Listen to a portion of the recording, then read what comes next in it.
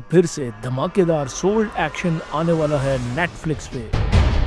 तो अगर आपने रोनी किनशिन सीरीज देखी है, इसके ऊपर मैंने वीडियो भी बनाई थी, ज्यादा लोगों तक नहीं पहुंच सकी वो वीडियो, मेरा चैनल अभी छोटा है शायद इसलिए। तो बहुत अच्छी सीरीज थी, सोल्ड एक्शन में इसका कोई सानी नहीं है। इस सीरीज से अच्छी आज तक कोई सीरीज नहीं आई है। लेकिन नेटफ्लिक्स पे अभी एक सीरीज रिलीज होने वाली है जिसका नाम है लास्ट सैमुराई स्टैंडिंग। तो इसकी स्टोरी सेट है मेजी एरा में, वही टाइम जब सैमुराई का युग खत्म हो रहा था। तो इसमें एक डेडली सर्वाइवल गेम दिखाया जाएगा। टेंपल क्योटो में हर वॉरियर के पास एक वुडन टैग है और जिसको सबसे पहले टोक्यो पहुंचना है वो जीतेगा 100 बिलियन येन का एक इनाम। तो ये तो इसका प्लॉट है। तो इस सीरीज का जो मरकजी किरदार है वो एक फॉर्मर सैमुराई है जो अपनी बीमार फैमिली के लिए जान दांव पे लगा देता है। तो ट्रेलर देख के ऐसा लग रहा है कि एक्शन और इमोशन दोनों एकदम रॉ हैं और सोल्ड फाइट रियलिस्टिक लग रही है। कोई फ्लैशी एनिमी स्टाइल जंप्स नहीं है। तो थोड़ा सोचें, अगर